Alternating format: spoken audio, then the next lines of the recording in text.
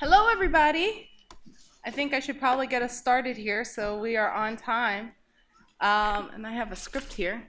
Great. Well, welcome. Welcome to the WARF Entrepreneurons. My name is Idella, and I'm the Business Development Consultant for UW Extension Center for Technology Commercialization, which is co-sponsoring today's event, along with the Wisconsin Alumni Research Foundation. Before I introduce today's keynote presenter, I wanted to share some information about Entrepreneurons, as well as provide some housekeeping notes for today's sessions. So WARF's Entrepreneurons series is designed to connect entrepreneurs and those considering becoming entrepreneurs on the UW-Madison's campus with thought leaders in the community. Each session includes a brief, deep dive talk on the topic of the day, followed by a moderated discussion with a group of experts from the area with opportunities for audience Q&A, and topped off with informal networking reception in the South Atrium just behind you. Today's session will follow this format and will run until 5:30, when we will then adjourn to the reception. Our next installment will be on February 28th. We will, at that time, focus on the practice of assumption storming and how to use this approach to define your market opportunity. And if you'd like to be on the mailing list for Entrepreneurons, please consider signing up just outside the door where you came in to the left. So also, WARF captures a video of each of these sessions, and you can view past sessions at www.warf.org/videos. And because the session is recorded, please wait for one of our mic runners during the Q&A section so that you can be sure that your question can be heard on the video. Finally, if you got an email from us, or Entrepreneurons, today, you will also get an email survey to complete tomorrow, asking for your feedback and your thoughts about future session. Your feedback is much appreciated. And now, it's my pleasure to introduce today's keynote speaker. So, Laura Gómez is the founder and CEO at Atipica, a venture-backed startup and founding member of Project Include. As a young immigrant to Silicon Valley, Gómez grew up in Redwood City, the daughter of a single mother and nanny to several local tech leaders. At the age of 17, she had her first internship with Hewlett-Packard, which started her career in tech. Gómez has worked at Google, YouTube, Jawbone, and Twitter, where she was a founding team member of the international team that led Twitter's product expansion into 50 languages and dozens of countries. Her passion for diversity in tech extends into her startup, Atipica, as well as her involvement with several nonprofit organizations. Her passion is to lead data-driven initiatives that allow top-level leaders to understand the business benefits of machine learning in recruiting and diversity.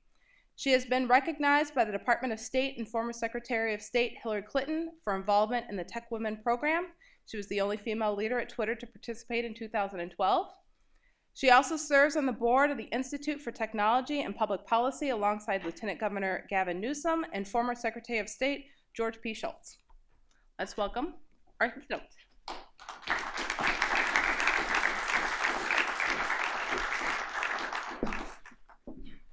Hi, everyone. Thank you so much for having me. It's my first time in Wisconsin, in Madison, so beautiful. I actually went running this morning. I was almost going to fall with the snow and the rain, but I did not. And I took a picture and someone's like, was that with your camera? I'm like, it's with the iPhone of the state capitol. So I actually was telling Idella what a great topic title this is. I did not choose it, but I like it and maybe I'll use it again. So I think it is important for me to just discuss what entrepreneurship looks like, who am I, and then also if you have any questions. If you asked me 5 years ago if I wanted to be an entrepreneur, I wouldn't think so, but here I am. I'll talk about entrepreneurship as it relates to the narratives of Silicon Valley, but definitely I do believe that entrepreneurship is varied and that there are different types of entrepreneurs, from small business to social entrepreneurs, and so I do not want to be excluding all of the different definitions and narratives, but much more trying to include as it relates to my reality.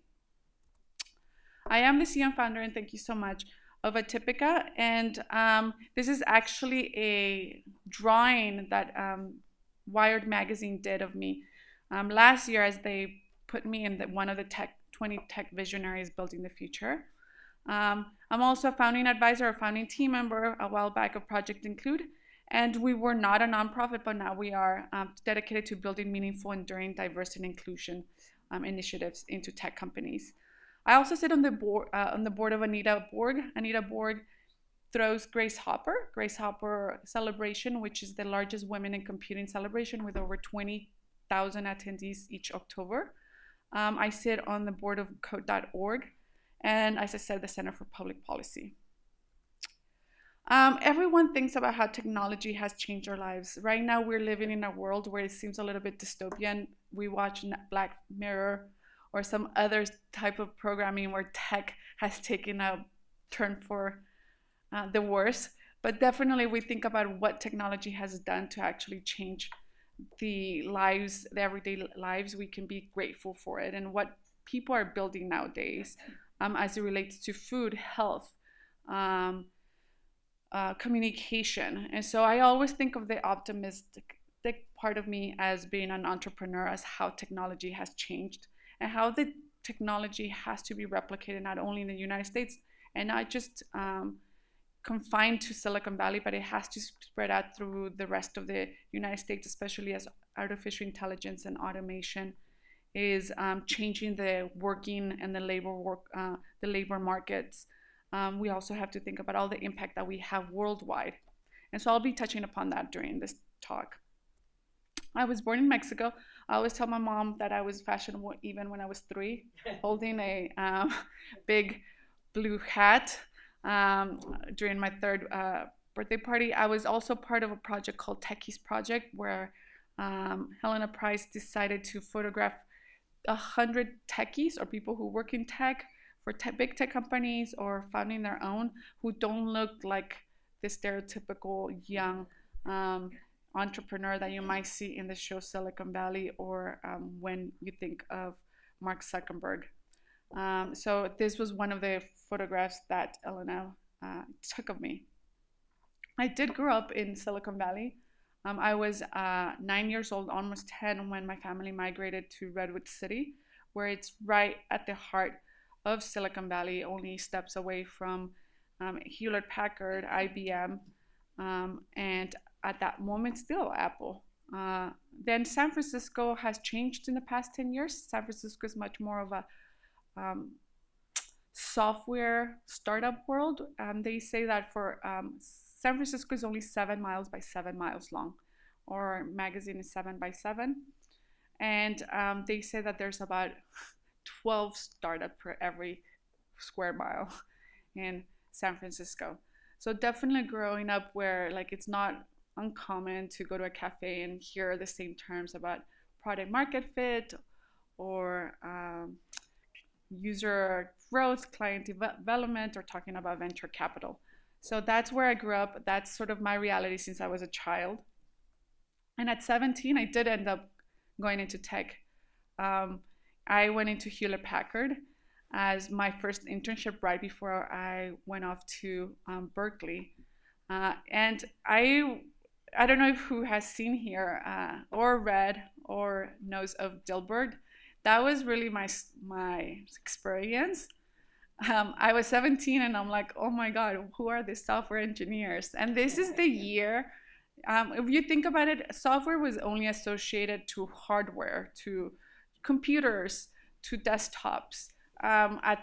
In the late 1990s, MacBook or Apple did not exist as a desktop. So everything that was software was really related to the PC world.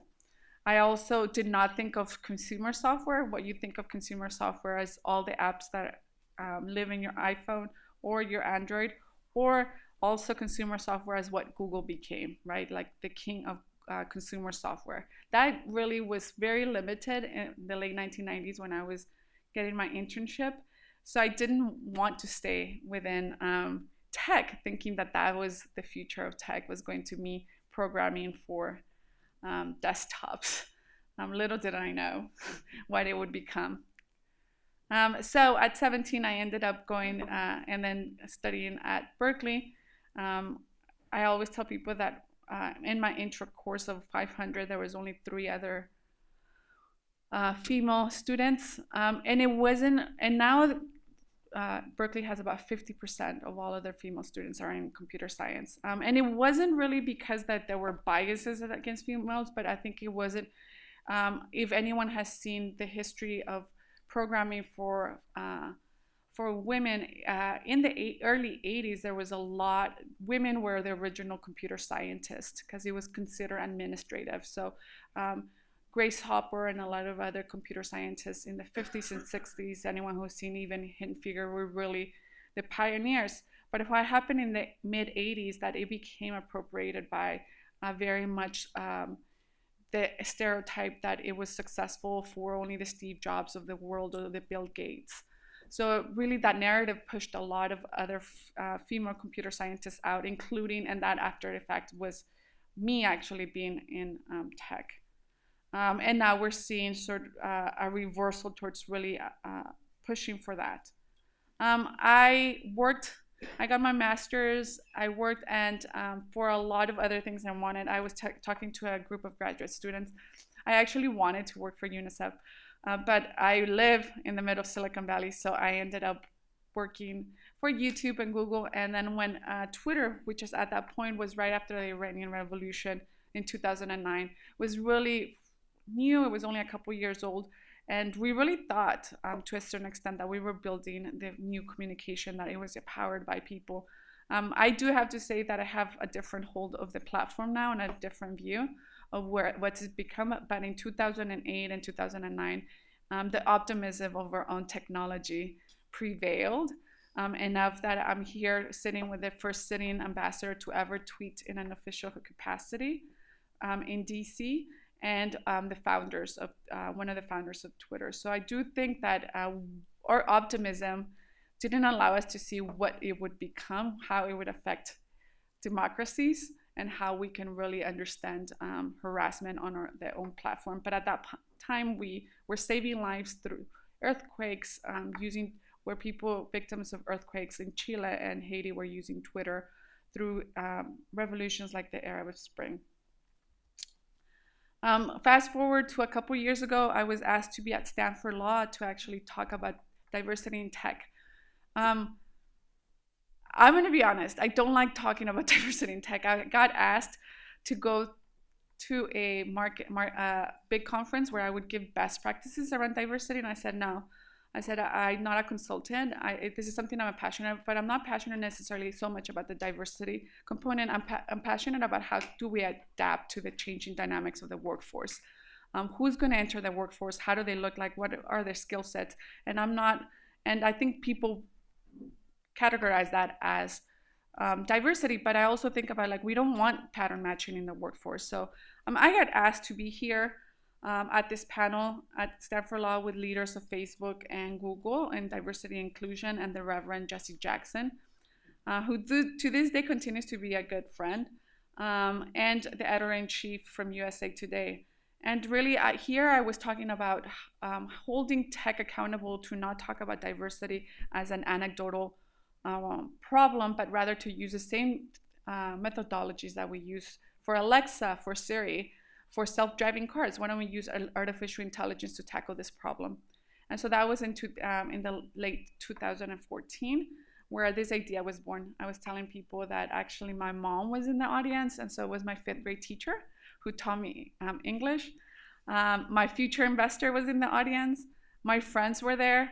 So I think I'm one of the few founders that can say when my idea was born for my startup, I had my support system all there to really capture the moment. I did not know that this is, I actually was about to take about 6-month traveling vacation, because at this point, the lockup period after the Twitter IPO or went public was great. I have enough stock to not think about my next venture and to just travel.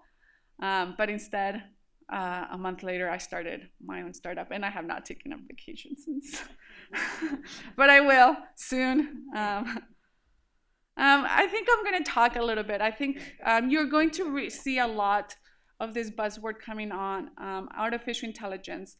And if you think about artificial intelligence as the umbrella and machine learning as really as what is powering what could potentially become of that algorithm, and what are the models that machine learning can contribute towards a bigger goal of whatever AI driven technology one is using. I think a lot of people are using artificial intelligence. We really do see it as this robot that's going to take over our jobs, and automation is going to displace.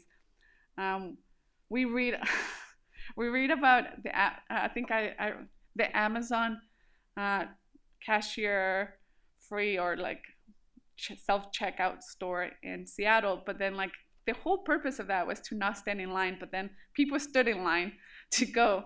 And we hear about like, oh, there's not going to be cashiers in the future. There's not going to be waiters at this restaurant. So I think instead of really thinking about all the headlines, we need to think about how can we use artificial intelligence to actually start thinking about the accountability.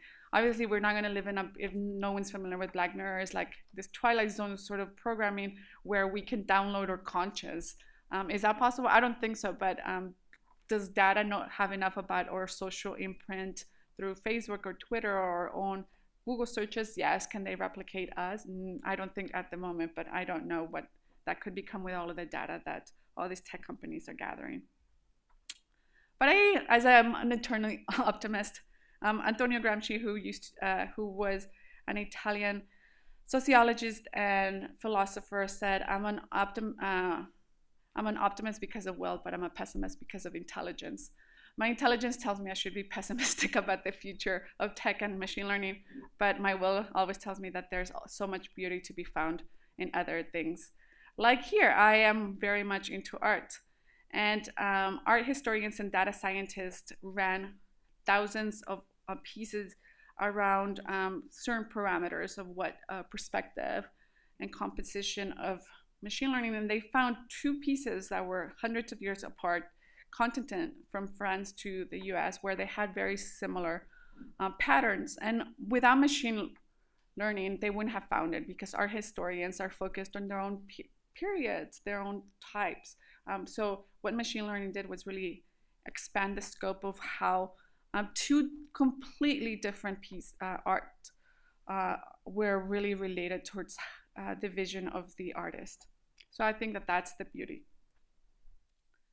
It's the same that we say, what is diversity? How can you hack it? Or in other words, how can you actually think about it through inclusion? So diversity is different representations of our identities in one room, where inclusions like, are we able to speak or feel recognized or participate in the discussion if you are part of that diverse group. I'm going to just talk really quick about Atipica. This is a slide for investors. So, but basically what our vision is, and what people are always like, what is Atipica? And you might be like, what has she built? Really is that there's a lot of primitive databases that whether it's LinkedIn or when you submit a resume applicant tracking system, they're all very primitive. None of them have machine learning, and none of them will do a good job of assessing compatibility, and there's a lot of biases. So I think what we're building is the first way. Tableau is a way to do analytics, so business intelligence, but we use proprietary algorithms. I just got an email from an investor. We have our own patent to use public and labor market data to try to predict how the workforce will look like, and how businesses can adapt, and how can they be more inclusive. For example, for a working parent, either a father or a mother who decides they don't want to commute an hour, and how can they really adapt to that when they are moving offices, etc. That is Atipica. We do, as I said, have proprietary models. So we've looked at, we can predict gender, binary gender, male and female, up to 96% accuracy, and race in through aggregate resume data, which helps people really set realistic goals. And we also have ways that we have done mapping skills. So NLP is called natural language processing, is how technology reads resumes. And through there's artificial intelligence, data science, Python is, so we've done all of this mapping ourselves, and that's unique to us. The reason I ask this is that I think a lot of people don't understand yet the power of data science as it relates to the job market. Google or LinkedIn do have access to all this data for you, but how they used it to improve how people think about themselves through their resume. I don't like resumes, no one does. But if we're going to use it, can we use it in a way that's more inclusive?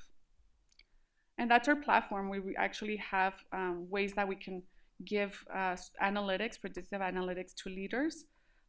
We are able to look at just skills, not education. We think that that's pattern matching. We don't look at other things that will trigger biases, and we also look at how did the market responding to all of the different dynamics. And really what we think is the best is to look at predictive modeling or machine learning to really optimize to what could be the best. So our clients include Netflix, Box, Twilio. I did 3 demos last week through more tech companies to really understand how to use data to not, if from the first data point of one applicant to when they leave, where is all the data? And how can you understand all the dynamics if someone stays in a job so long that they feel that they're not feeling challenged or growing, to really have a place to say, hey, this person has been at the company or in this role. You might want to be able to push them based on their skill sets that they've acquired here, as well as the skill sets that they had before. And really what we want to do is provide a coaching. So we want to use machine learning to coach people to be, instead of automate, to really be more efficient around their behaviors, do a lot of business value and human value. And I think that that's a different approach than AI has, which is to replace or automate. For us, we want to use a machine learning and artificial intelligence to actually train people to be more efficient at the jobs that they do. I'm going to get into the fun part. Like, that's my product and it's so awesome, obviously. But this is what it is. You saw my product. My product doesn't have a product market, like it's not like a pre-idea stage. It actually has a product market fit. We have monetized, so it means that we have gotten revenue, that we have a platform. I have 3 different products. All of that, you would think that I'd be getting checks written by venture capitalists at the moment. No, but at that moment, at this point, I am actively looking at how this relates to my identities. So really quick. So at the idea stage, you usually tap into your network or friends and family, they call them. They might invest a couple tens of thousands. You might get a co-founder. I didn't. And then then you do a seed round. The seed round usually are either a seed round that is what they call priced. So someone prices your round in a valuation, which is a venture capitalist, or it could be a seed round that is just a note that is converted when a round is being priced. So a price round basically means that someone's like, this is your company's valuation. The founder goes back and forth and negotiates that valuation. We got a price seed round of $2 million by the same investors that invested in Fitbit and obviously Very Data, Peloton, other things. So we got a seed round by True Ventures, by other firms. And from there, you really try to get that product market fit. You start getting more client and traction, and then you raise a Series A. There's B, C, D, E. Anyone who has seen a round for Uber, where SoftBank, the largest venture capital firm in the world, they're a trillions of dollars on their fund. They just put, I think it was a Series G, F or G, into Uber, into buying back stock from the early employees. And then obviously all of that goes into a niche and public offering if you want. Most companies will want, with some more series of funding, to actually go into either an acquisition, exit into maybe, I don't know, to a bigger company, but only if you haven't diluted your shares as a founder or entrepreneur. You can have a successful exit. But if you have like 6 rounds, and then someone comes in and says, you have 6 rounds of $100 million, and then they're like, we want to acquire you for $200 million, that's probably not the most successful exit because you've been diluted and you've taken so much money already.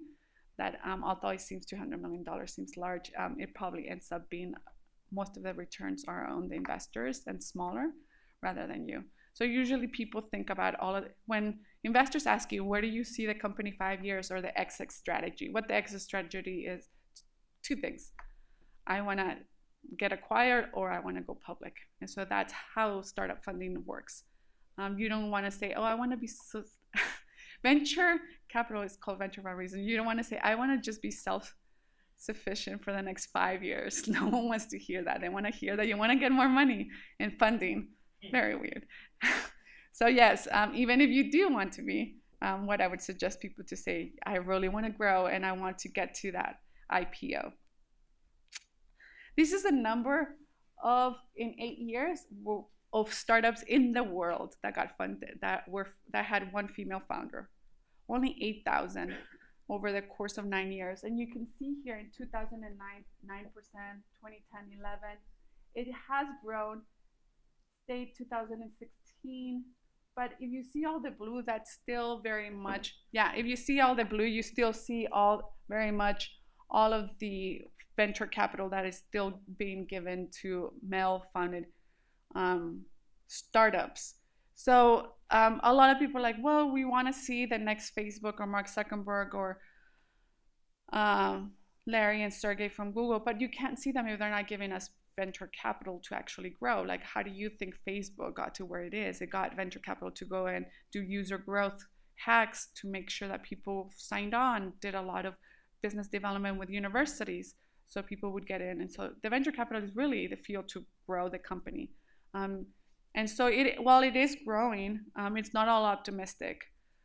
This is the seed investment in founded startups in the last couple of years, where it's really breaking down. Like, you see the female founded, it's very, very small. So female only, meaning either all founders are female or there's only one female founder, like myself.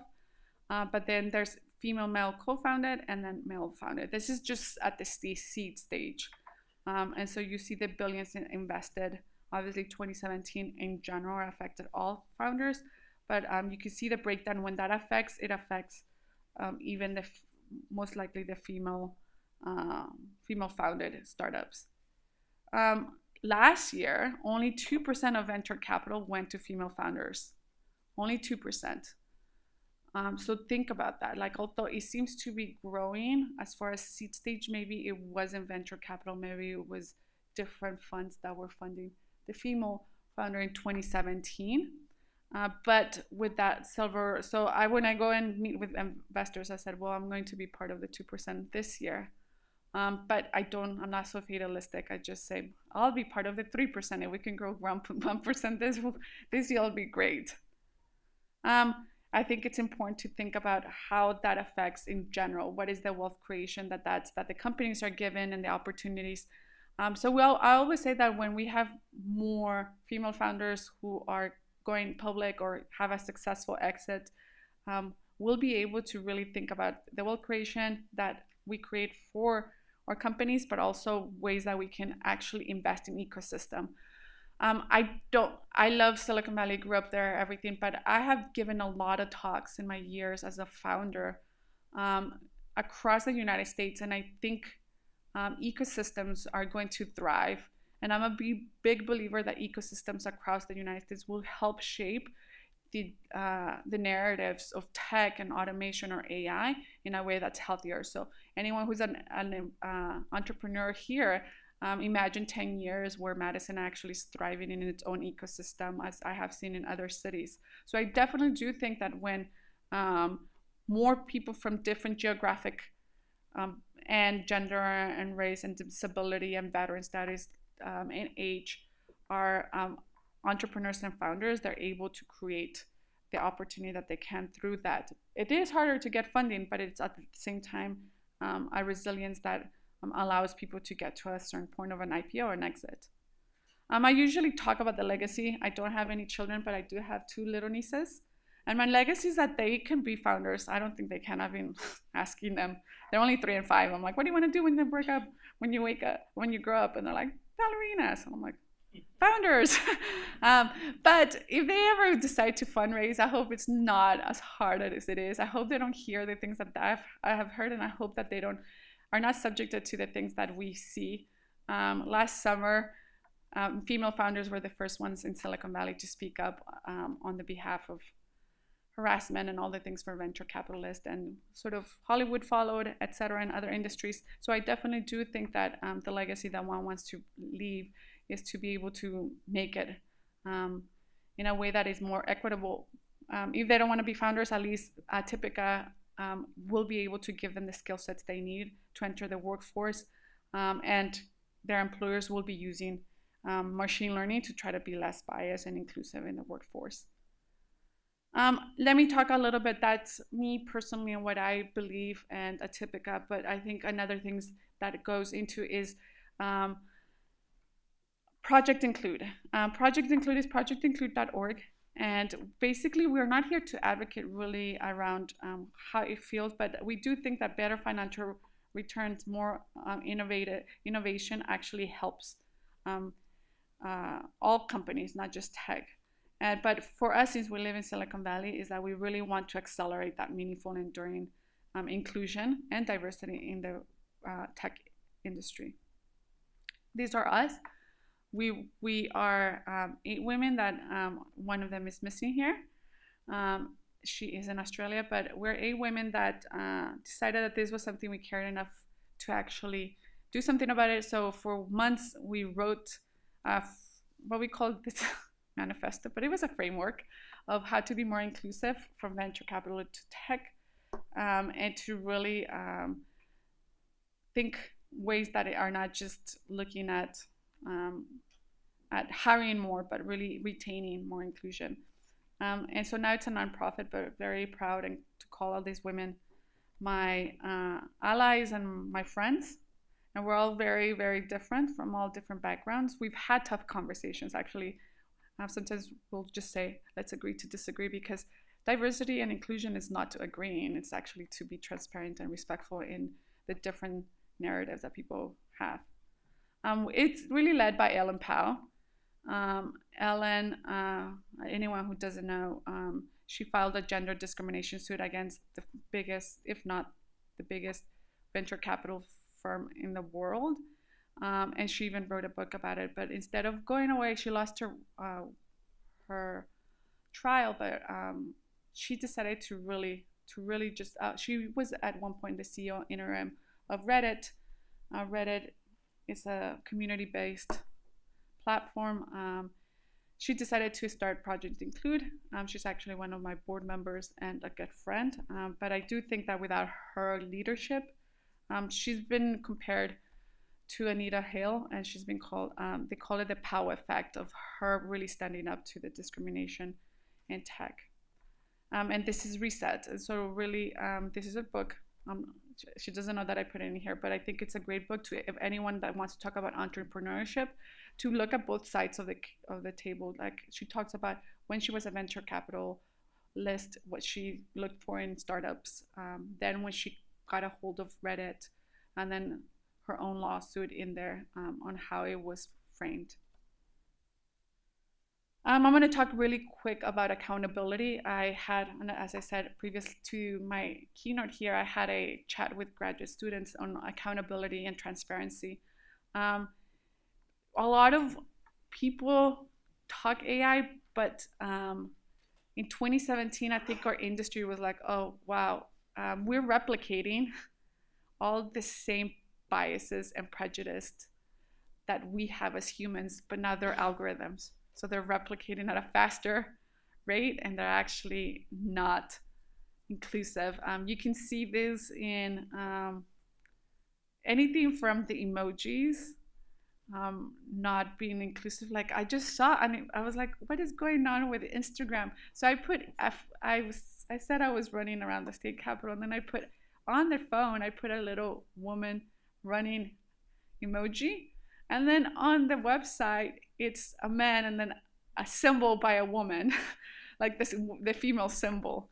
That's because they haven't really adapted their Unicode. Unicode is the emojis and everything used for characters to the website, but on the app, which, yes, that's a small little thing, but it's actually, if you think about it, those are the small, who was creating the code on Instagram.com versus the app that taught how to be inclusive, correct? And you see all of that. You see it through face recognitions. I don't know if anyone saw a headline that face recognition is the most favorable to white men because they created it. So Asian females and people of color are usually the hardest. There was a woman in South Korea that had to return her iPhone X 3 times because her friend kept opening her phone. It was because the face recognition didn't really work with her. And then, so those are the things that really understand how to take AI. That's all AI. And also Congress is taking notice of that. I think it's funny because I've been thinking about this for years on AI and the biases. One of the things that we do in data science, people randomize samples to what the current set is. We decided not to do that at this stage of a company, and I can talk about the morals and ethics later on, to not randomize to text. So we actually have 50% female resumes and 50% male resumes, because if we were to randomize it, we'd probably randomize the structural inequalities found in the workforce, and we didn't want to do that. I talk a lot about the ethics of everything. I tweeted this last week. I went to Berkeley, but I'm like, in 2015, I'm going to have a course called Ethics, Venture Capital, and Female Entrepreneurship from the years that I'm an entrepreneur. Really, a lot of ethics and morals are happening in our industry, everything from holding the social networks, Facebook, Twitter, Google accountable for democracies or lack of understanding their effect on the democratic systems, all the way to how do we navigate all the morals and ethics as a founder. And I think regardless of the founder that you are, you can have a small shop or you could have a product. Every entrepreneur will always be faced with some sort of ethical dilemma or numerous during their course of their career. And it's really to understand where you draw the line. For me, drawing the line is that investors need to be aligned with my vision, necessarily not agree with it, but align with my vision and who I am and who I represent, and also the impact that I want to make in this world. My business partners and clients as well, but I can't be, right? Like if I were to not work with companies that were not inclusive, would mean that I wouldn't work with anyone. But I want to work with them because I want them to be more inclusive. But I think that those are sort of being an entrepreneur. A year ago, I didn't have a lot of these dilemmas because I was living in happy land of not creating the product before you go to market. Once you go to market or everything's live, you really have to think about the moral and ethical dilemmas of and boundaries that you're willing to cross or not cross, especially nowadays. For me, it's just create a future of equality and equity. Everyone has access to feeling that they have the same tools to prosper and be successful, and to also feel equal and like on top of the world.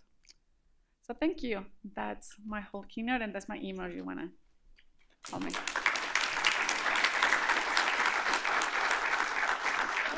We'll invite some other panelists up, and we'll have a bit of a discussion for about 20 minutes. Oh, wow, I get my own water. That's great. All right. Like an extra pull out here, so I have extra. Can I? Great. Does everybody have enough water? I have do you need water? Yeah. I'll bring my drink. Okay. So I have a bit of an intro to kind of frame this. There's a lot to discuss, I think, from the keynote address that I hope we'll be able to get through in the questions. But I want to kind of pull back the conversation a little bit, and I have a bit of an intro here. So our startup training culture often focuses on the idea and vetting an idea from seed to startup. But I think underappreciated are the individuals and the team which nurture the idea along. Who are those individuals? Who's an entrepreneur? What does it mean to have an entrepreneurial spirit? Today's discussion will center on the individual, and I want our panelists will be able to share their own narratives, their own stories, and hopefully help you recognize opportunities through their own tips for strategizing through the ups and downs of new risks. And I really do hope that you'll walk away with a new appreciation that there is no one-size-fits-all definition for an entrepreneur. What individual characteristics can you add to the ecosystem that may ultimately save lives, help others in the process, help you forge your own unique definition of what success looks like? And my last plug before I forget is that there are so many resources on campus to be able to explore that. You have D2P, you have the Mortgage Entrepreneurial Bootcamp Week. We have programs through the Center for Technology Commercialization. And so I really do encourage you to explore some of these avenues here at campus if you are interested at all in the idea of what it's like to be an entrepreneur. So with that said, the way that our panel discussion will go is I'll have 25 minutes. I'll go ahead and keep a time. What I'd like to do is just kind of run down the panel. We'll skip Laura for the first Laura. Laura sat next to each other. Fantastic. My name tag was here. I didn't do it on purpose. So we'll go ahead and do a quick introduction, and then I have a couple of questions. All right, I'll start. I'm Andrea Dlugos. I'm a co-manager of Wisconsin Investment Partners, Wisconsin's oldest angel investment network. I'm Denise Ney. I'm a professor in the Department of Nutritional Sciences and CALS, and I have a licensed patent through WARF and have had the privilege of watching patent really help people and go through all the processes that Laura outlined, including an acquisition, a very successful acquisition of the company who licensed the WARF patent that I'm co-inventor on. And my name is Laura Strong. I am here probably because of my work with Quintessence Biosciences. We licensed a number of technologies from UW-Madison and translated them into one of the projects into a phase 1 clinical trial that we ran in cancer patients both here at UW and down at MD Anderson in Texas. We raised a bunch of money from individual investors. That company is no longer around, and I'm on to new and different things that maybe will come up in conversation. Great. So I have a few questions, and I hope that everybody will feel free to respond as you guys see fit. So my first question is very broad. So who is an entrepreneur? And I thought I would start with Denise because we had a discussion. And I think some people may say that an entrepreneur is someone who starts a company. And I kind of wanted to get your thoughts on that. Yeah, I feel I'm an entrepreneur even though I didn't start a company.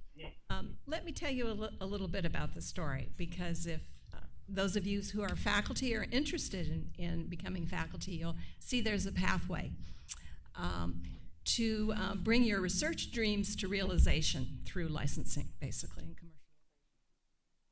Patent that I am a co-inventor on is a patent for medical foods.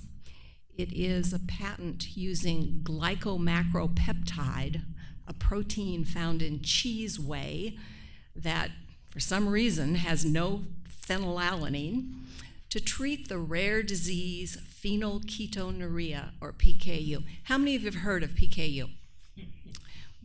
Back to high school biochemistry. So basically about 15 years ago on this campus, an idea came up at the Weizmann Center that an engineer had a WARF patent to isolate this GMP from cheese whey, and maybe we could use it for PKU, and they asked me to help.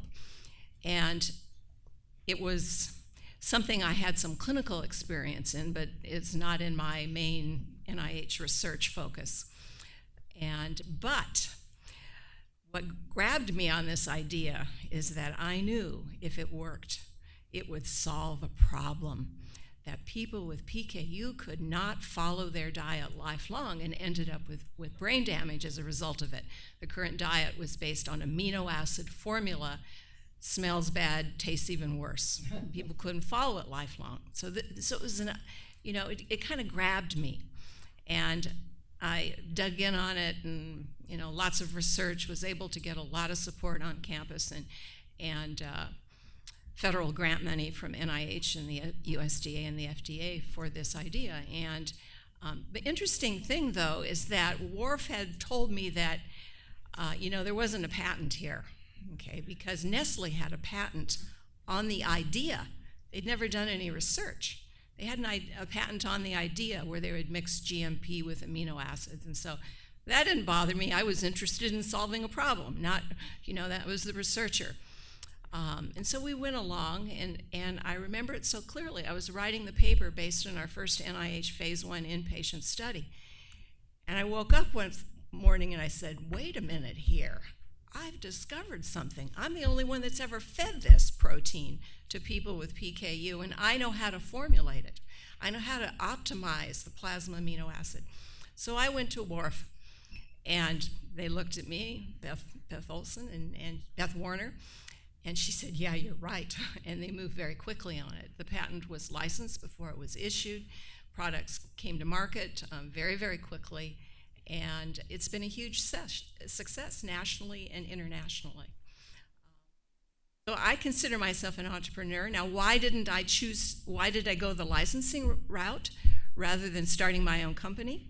Well, there was a lot of complexity involved. This is a food company. We're talking capital investment, a lot of expertise, a lot of regulation in this area, and it scared me. I didn't think I was ready for it. Also personal. Teenage son, husband who's a professor, I'm busy, okay? And this is a full-time endeavor, I believe. And the last reason, which is it just came to me recently, is that that conflict of interest. Okay.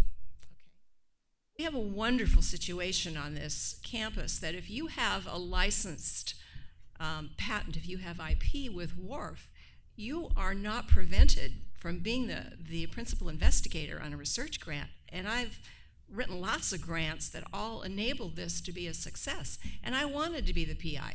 Now, there's a way around it that if you start your company, you can have what's called a management plan, okay? And that's great. It allows you to go forward, but you can't be the PI on the grants. You have a conflict of interest. You can't be the PI on a grant investigating for something for which you're involved, you own a company for. So, and I wanted to be the PI, and I'm not sure other people. There was a lot of work that needed to be done. I'm not sure other people would have had the commitment to step up or the know-how to direct the research and write the grant. So that's why I didn't start my own company, but I learned a heck of a lot in the process. And I started an LLC in January for a book I wrote. It's a memoir about my mother's life. My mother immigrated from Germany in 1948 when she was 19 years old to marry an American soldier, and she has a fantastic life story. She's alive, she's alert, and we wrote this book together, and it's a lot of fun. I'm not afraid of it anymore. I learned quite a bit. Thank you. So I think we'll be able to come back to that in a future question. So just kind of a follow-up on who's an entrepreneur. Laura, the thing I get pushed back, especially amongst my scientific peers, is that it has to be somebody with a great idea. And I kind of wondered if you had any thoughts on, is an entrepreneur someone with a great idea? We'll answer your question after I tack on Sure. one big thought. So I think one of the things that happens is people get stuck on language and the idea of, are you an entrepreneur, are you not an entrepreneur? I would say you're an innovator, and the innovation there is the really critical part. Innovation is taking something and making a valuable product or service out of it, creating something that somebody will pay you money for. That's the innovation part.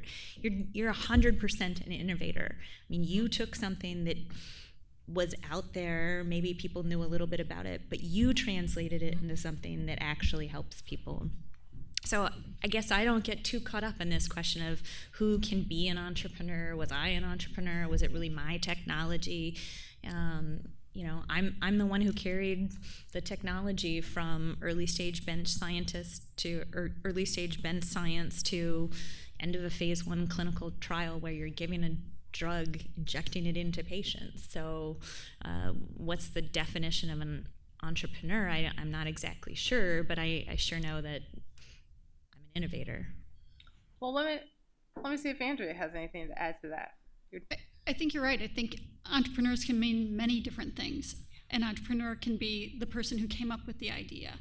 An entrepreneur can be the person who is able to deliver that idea to people who need it, or to even uncover people who need it that you never thought of at the start. So there's many ways of being an entrepreneur. You don't have to be a scientist to be an entrepreneur. You don't have to be the creator of the idea. Maybe you're the person who knows how to get it out to the world better than somebody else, or to tweak it in a way that delivers it in a more interesting or dynamic way than a predecessor. So I think that you can't think in a small, narrow view of what an entrepreneur is, because I think there's so many different opportunities for entrepreneurship. You don't have to be the owner of the company to be an entrepreneur. I think that in many ways, Laura Gómez was an entrepreneur through her entire career at many of the companies that she worked at, because she helped make those products and those companies what they are. Many people can contribute to entrepreneurship without being the founder of a company. In fact, I think it takes a team. It takes a team to make it happen. So, somebody mentioned the idea of having a good opportunity, and so, Laura, let me go to you and ask, what is a good opportunity? How do you know what a good opportunity is? So I'll differentiate, so idea, there's this, I remember when people a couple years ago, I'm like, I have an idea, and then they're like, and then my friend told me, ideas are like belly buttons, everybody has one. And then I remember, and then he's a founder, everything, and so I go back to all of his advice that he gave me on that bench. And he was quoting even Mike Tyson. I'm like, what's going on? Everybody has a plan until you get punched in the face. And I was like, what is this? And that's how he was telling me that's being a founder, entrepreneur. I think of opportunity. If I go back, do you think Uber, an app to just call cars to your door, was the best idea? Or was putting filters on pictures the best idea? No, but they saw an opportunity where people wanted to have this, and I think a lot of it, there's this innovation that comes from science and even engineering that is really revolutionary to the day where you can't. I have a friend who does emotion AI, where they're able to read all of the different expressions, and she's been doing this forever. That's really innovative, and then there's those ones that are actually taking an opportunity and market opportunity and creating a business around it.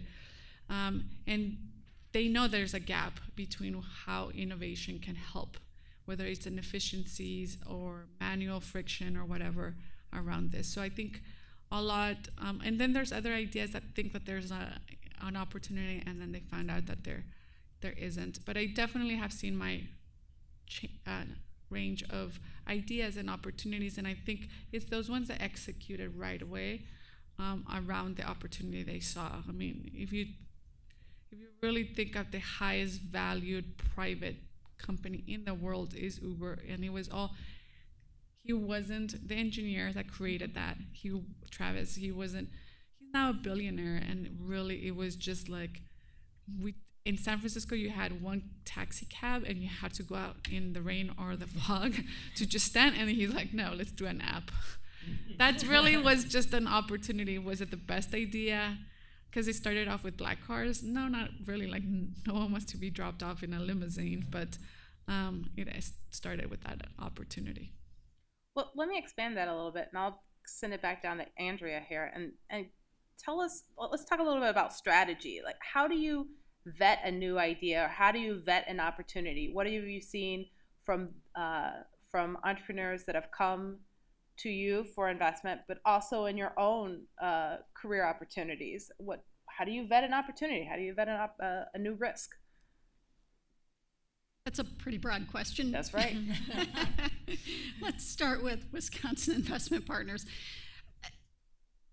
For us, a lot of it is about the entrepreneur, the person that's coming to you asking for money. And we're in a unique situation because we're in that role of being able to provide money to entrepreneurs.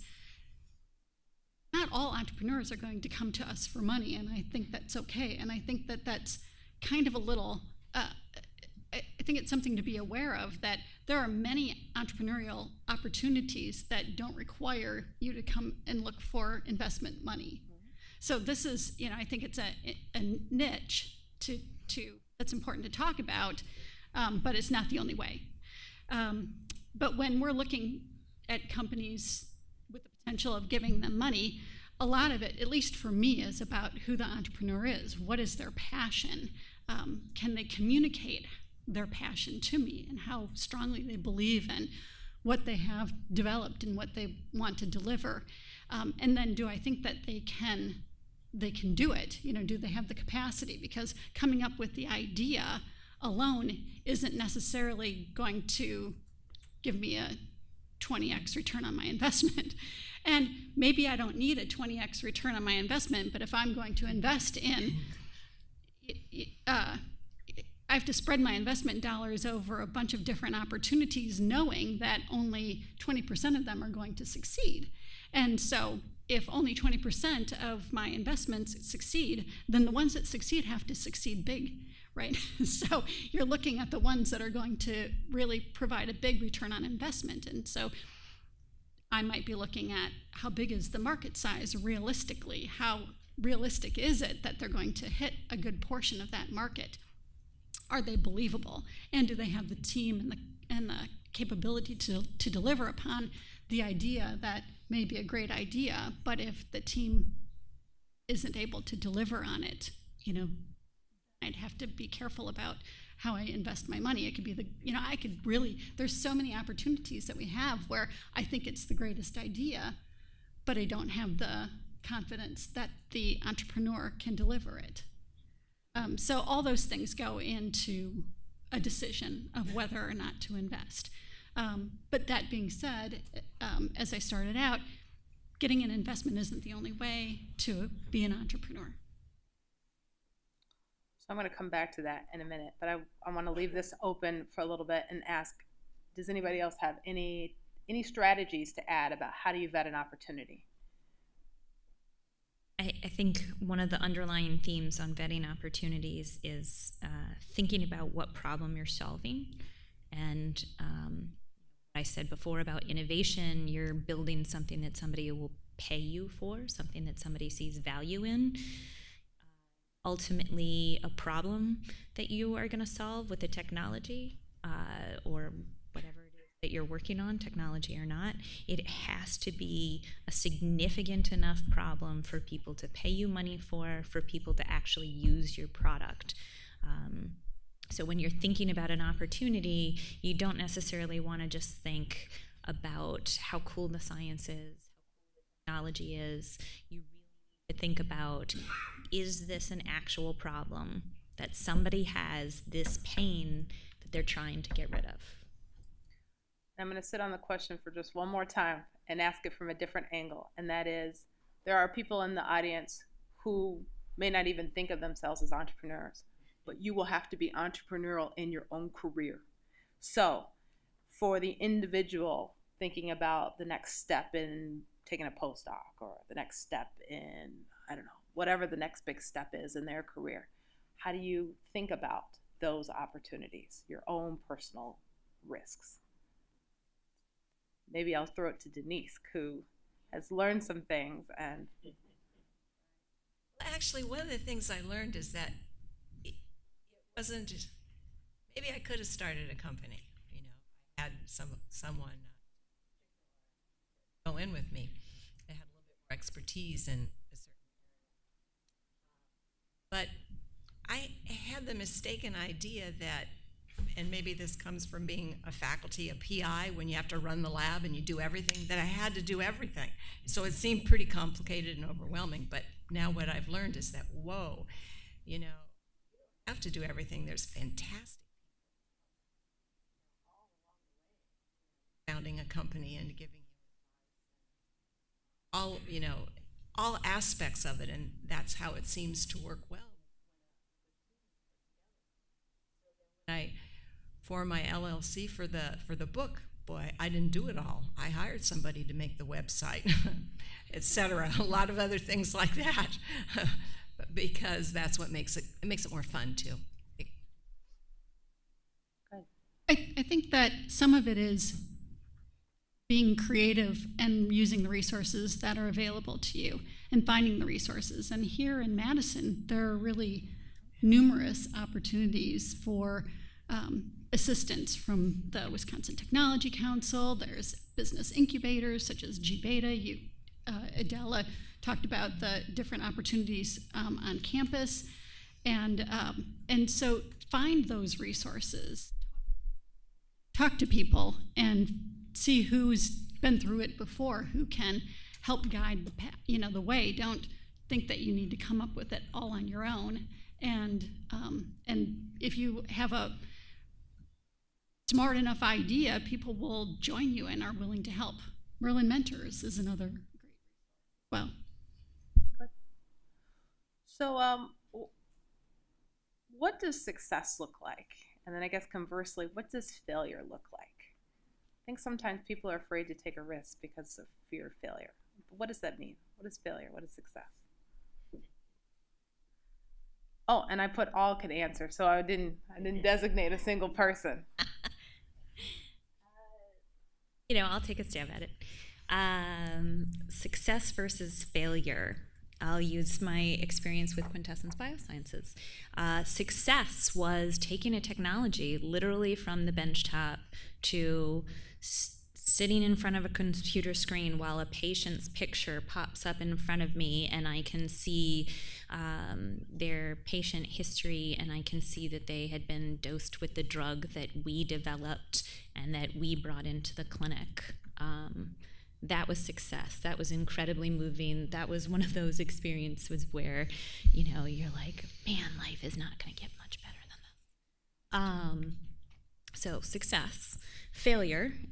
Failure can look like we raised a lot of money from individual investors and we're not able to provide a financial return to our investors. We ended up in a position where we couldn't find the next large round of funding to do a phase 2 proof of concept efficacy clinical trial, and that is something that weighs heavily. Not only were we not able to provide that financial return to shareholders, but we also were in a position where we had to walk away from a drug that we felt had a really great safety profile and where we felt we had shown some promising activity in cancer patients. That did not feel good. I would say that's probably a failure. Well, let's talk about lessons from that. And let me throw it to you, Laura, because part of the reason I asked this question was something that I had heard you say back in March, and that is we have to have different narratives of what success and what failure looks like. So I wondered, what are those narratives? Someone that I used to work with said it takes 10 years of hard work to look like an overnight success.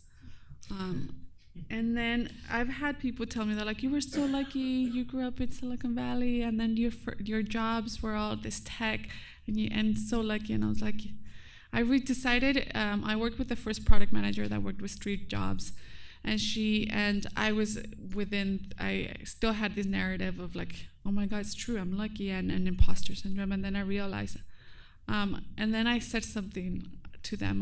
I kind of was really fed up with that whole luck concept, and I said, yeah, it seems that the harder I work, the luckier I get.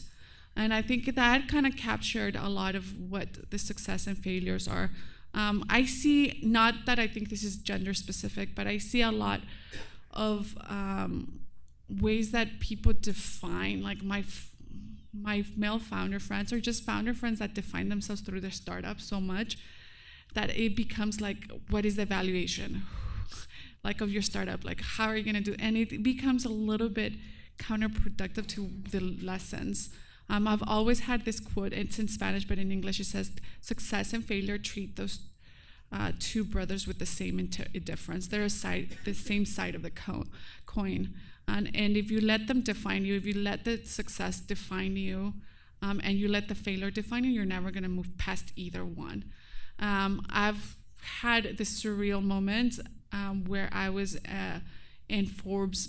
I moderated the future of technology in Mexico. There was Steve Forbes there. It was by a Forbes Mexico magazine. And I was in this fancy hotel, and then I was like, this is success. And then I was like, then I went outside and ate some tacos.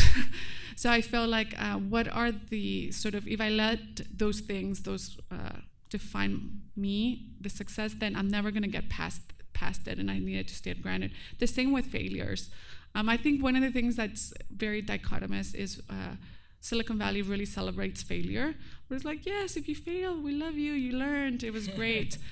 But not everyone has the privilege of failure there. I don't. I definitely, I've had a lot of people be like, oh, if you fail, I feel like other female founders won't go. And I was like, great, thank you. So I think it's indefinitely, but I've had many failures, a lot. And so I think I just take them all in and make sure that they don't define me.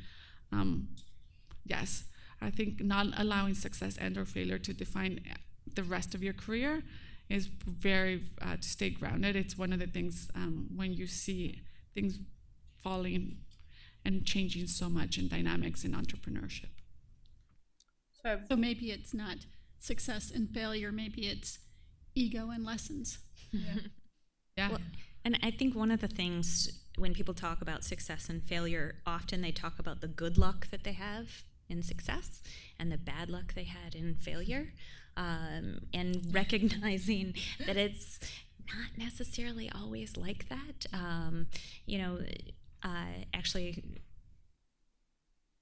Actually considering that the hard work and the other factors that go into the success maybe really played a little bit greater of a role than perhaps luck did. On the flip side, you can work as hard as you want and you can drive something as far as it can go and just not get right. I think it's your response to failure that defines an entrepreneur, because there's going to be failures. You just have to learn from those mistakes and be able to turn it into something that's more successful. And I think that it's a step along the way. A failure is a step on the path toward success. Good. Kind of maybe a funny slant on something that I realized was a success. So as Laura mentioned, the personal reward from going from lab bench to, in my case, the kitchen table, to really change people's lives is wonderful, is huge.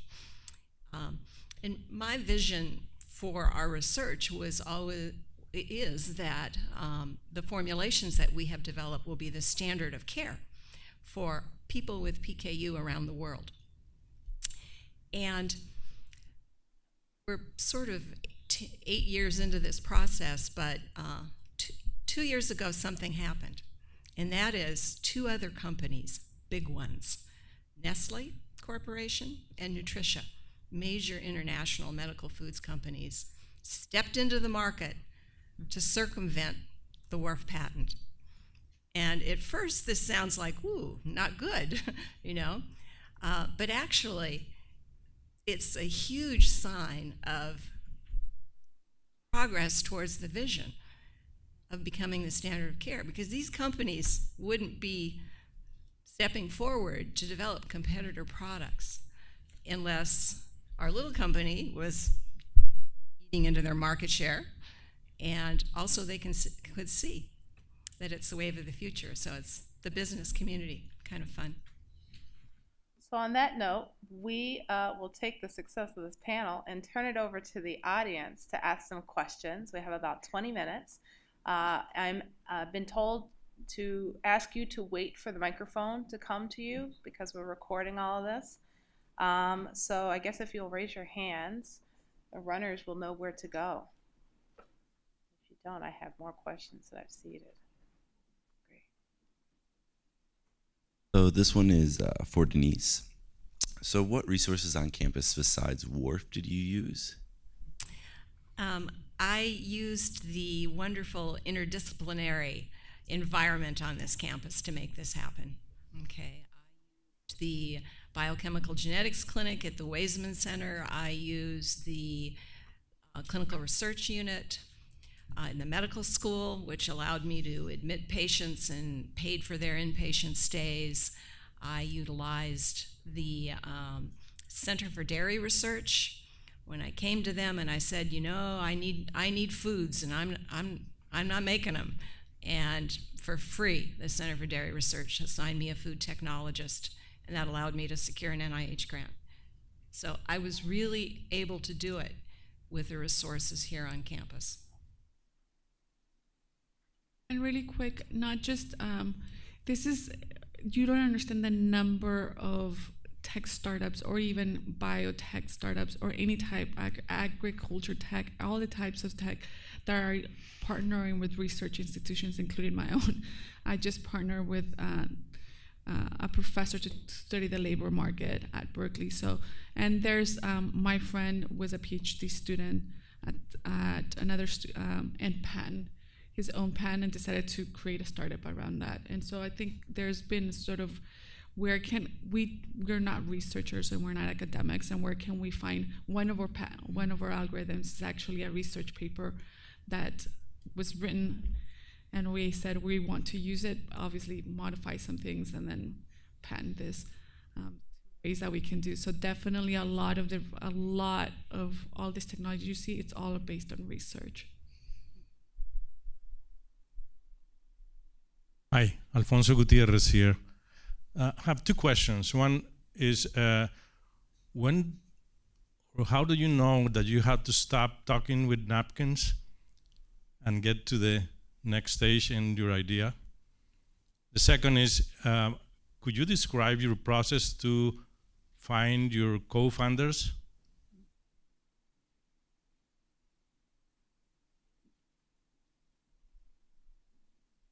I'll answer the first one around the napkin. I read a lot, and I did about 9 months of what's called client discovery or user discovery to try to not, it depends on what space you are. Sometimes you won't say, will people pay me, but will people use it? That's consumer web. Will someone find it easy to use this or whatever? I looked more at would businesses find value?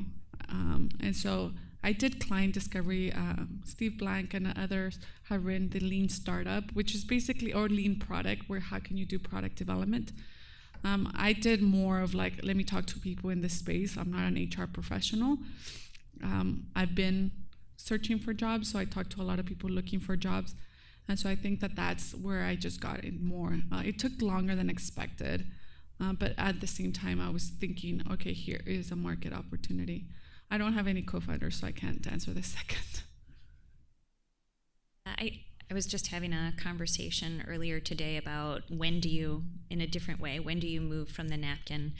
And it's difficult to know in advance when you should move, but often people move a little too quickly and don't do the kind of customer client discovery and really put definition around what it is that you can actually achieve with the solution, with the technology that you're developing, and do some kind of quick back of the envelope kind of calculations about, okay, I think I can build this, but it's going to cost me this much. There's a product that's out there that costs, 1/10 of that. How in the world am I going to make the economics work? So I think not only the client customer discovery component, but also kind of a quick reality check of, is this something that can be provided at the scale that's needed for a reasonable amount of money? And then I think moving forward from there, I think that's where you kind of take a step away from the napkin. In terms of finding co-founders, I would say personality fit is really important. You don't have to be best friends, but you need to be able to argue well together and have a good amount of respect for one another and what the other person brings. Typically, when you're looking for a co-founder, you'll look for somebody who has a complementary skill set of some sense, whether it's somebody who has a finance background or a business background, or whether it's somebody who knows a lot about the product area that you're going into and you're the technology expert. Whatever it is, you're usually looking for somebody from a technical or skills perspective that's complementary, and certainly you need to have that respect and that ability to, like I said, to argue with one another and come out the other side productively. Okay, next. Hey, how's it going? Laura, I have a question for you. So I'm curious, 2 questions. Number 1 is, how do you define work? And then the second question that's related to that is, with all the work you do with AI and then the whole AI taking over the future of workspace, I'm curious how you view the future of work, whether you're in the Kurzweilian camp where you think that it's not going to be a big deal and we'll have new jobs, or if you're in the more Tony Robbins camp where you think we all need universal basic income and robots are going to take over, and where you lie on that spectrum. Thank you so much. Okay. I'm punting all the AI questions to you. I think we all have, when people ask us, we all need to feel purposeful. And the number one, oh my God, sometimes I feel like I do live in a show. I get asked to go to these dinners called The Future of Work, and all of these people debate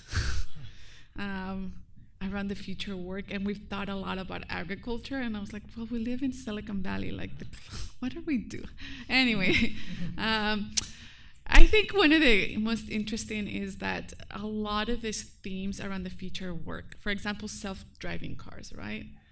I wouldn't take one, and then, but everyone's like, it's happening, Laura, why can't you? And then like, it's almost a given. Like, I actually have a contrarian view of self-driving cars in Silicon Valley, and no one believes that like, I can't be on board with self-driving cars. And literally, I'm like, no, I won't go into this. And it's no common to see self-driving cars on the freeway. I think it's very interesting to think about the future of work, of like what's going to happen to agriculture, where like people are picking or produce, etc. And there's all these debates, and 3 hours later, you're still the debates, and you're just exhausted about what AI and automation will lead. And I think you don't want to leave it to these dinners and these people in Silicon Valley to talk about it. You don't want them to shape. Like, it's the people that are actually in it, that are right in the middle of it, that need to really have a seat at the table and actually discuss what they view their points are. And I applied this to a lot of things as it relates to the robots and AIs. But there's going to be a few key players somewhere far away from here trying to decide what the future of AI in agriculture or science or anything is going to be in the rest of the US or the world. And I think that's a cognitive dissonance that we need to really address as it relates to AI. I don't think that we're going to go and say we need universal income. I think that AI definitely needs to understand the skill set. I wouldn't, like a decade ago, I wouldn't have think that I had this job. And then 20 years ago when I was in high school, I wouldn't have thought that, like, I remember my high school teachers like, you're going to have a job that doesn't exist. I was like, what?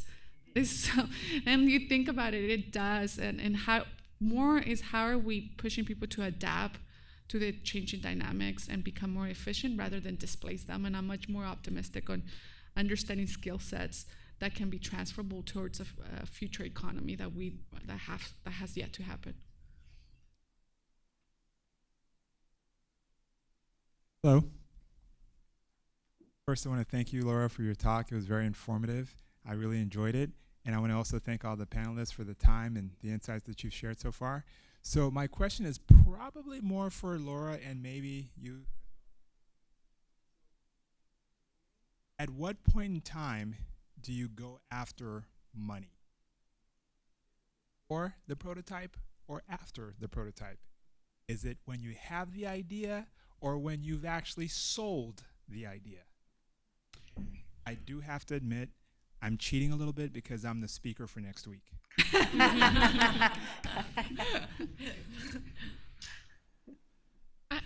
I'll start. You can come and ask us for money when you have an idea, but we're not going to give it to you. I mean, really, I think you have to have, and it may not be the case across the board. But there's many different sources of money. So if you have a scientific development, a drug that you're developing, there's NIH grants, there's tons of grant money that can help you develop and get along the path of development. There's, as our organization has invested a number of times in companies that don't yet have a product, but are on the path to getting regulatory approvals and things like that. So beyond the napkin stage, but not also in the stage of being able to be selling something. So I guess it depends. I should say it depends on the product, right? Because a drug is going to take 10 years to get it to market, and you need a lot of money. And so there's a lot of companies like that that will take, make an investment on. If it's something that's more of a finite product where, you could start selling it tomorrow without going through multi-levels of approval, we're going to expect that you actually have something to sell. So it depends. Yeah, and I would say that over the years, what I've seen from the perspective of drug development and also in the technology space, in the tech space, investors now want to see some level of revenue. They view that as kind of that step beyond customer discovery. They view it as traction in the marketplace, and so they want some level of revenue, and it depends kind of where you are in the life cycle of your company and whether you're asking for kind of pre-seed, seed, and Series A. I think probably at some point here we're going to go to like pre-seed. It's kind of getting ridiculous what the delineations are. But then the kind of flip side of that is on the technical perspective, that if it is a long-term play where you're not going to get to revenue for a long period of time, then generally the investors want to see you meet milestones that have to do with reducing technical or regulatory risk. And those are generally the things they want to see before they're willing to invest. And again, that kind of depends on where you are in the life cycle of the company and investors that you're talking to. We have time for one or two more questions. This question's for Denise. I think you mentioned that if you were the owner or co-founder of the company, there will be a conflict of interest issue to serve as PI for certain grants. Can you tell us a little bit more in detail? Is that related to the clinical part of the grant, or? Yes, it is related to the clinical part. The IRB would not approve a PI who had financial interest in a company, or if that individual provided care for the patients that the research was related to. In other words, if I provided nutritional care in the PKU clinic. I see. So it's for basic science, there should not be an issue at all, right? Just more clinical. If you're the owner of a company, then provide at the same time, provide the product to patient, that will be There might be some problems in the basic science area also. But there is a way around it, and that is that you step out, you have a management plan, you step out of being the PI. In some cases, you can be a key personnel on the grant in some cases, but you're going to hand it over to somebody else to direct that research. Now, if it's somebody you trust, could work great. Some faculty members, the postdoc will leave and start the company and write the SBIR grants, et cetera. So there's a lot of ways to work around it. And there's a lot of help on campus for how to negotiate it. I think this would be a great discussion in our reception to kind of get the detail on Thank that. you. One more question?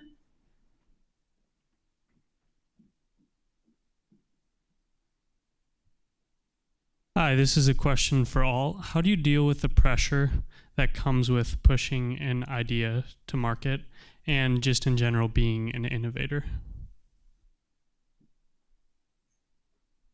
Support system. And by that I mean not only like friends and family, but also having a group of people who are also innovators, who you trust. so that you can share pretty much anything and everything without having to worry about, am I saying something to Denise and she's going to turn around, and even though she understands the pressure I'm under, she might actually tell my investor like what I just said about how I'm not going to meet my milestone. So again, that trust factor with people who understand what it is that the pressure that you're under and the kind of constraints of the system. We weren't that bad, were we? No, you guys were great. I think you have to be passionate about what it is. You have to be committed. You have to really believe in it, because it's going to be a lot of work and there'll be some setbacks. Have, real belief in what you're trying to do, that it's going to help. It's going to solve a problem. That's why people are going to want to buy it. Yeah, and I think that there's certain glamorization of entrepreneurship as like what you see on the, in the press and other things, and to really stay grounded. I think it's really important to know that it's not going to be easy and that the passion is going to drive you. Like, I would have never in my life wanted to be a founder, especially a solo founder, especially a female founder in a space that's very much AI dominated by males. But I'm passionate enough to, and then I built a product. I'm like, why did I build such a great product? Wish I would have built a crappier product so I could just fail and learn. So I think it definitely is that. And I think that the support system is always paying it forward. I have a friend, she's in Seattle, and she has raised the Series B now. I'm barely raising my Series A, and she always pays it back. And she's like, this is what I learned.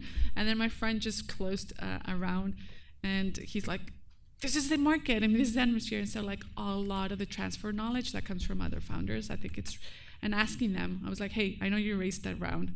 What did you learn? What wish you would have known? And I think and they're willing to always pay it forward. I think that's the beauty of entrepreneurship. It's the greatest equalizer in the world. Doesn't matter gender, race, nationality. When I talked to an entrepreneur, I talked to one that was automating gas delivery, but he was so passionate about it, and I was like, yeah, I totally get it. Don't know why, but I totally would download the app and now, so I think it's really that passion. Well, we are at time, and so I want to thank the audience for your questions and the panel for their great insights. Just a bit of housekeeping. So our keynote has to leave at 5:50. So if you want to have a conversation, you should do so, because we're going to pull her away. But I believe the rest of our panelists will be able to stay for a little bit. And so I invite you guys to stay and enjoy and conversate and come up with the next new idea. Great.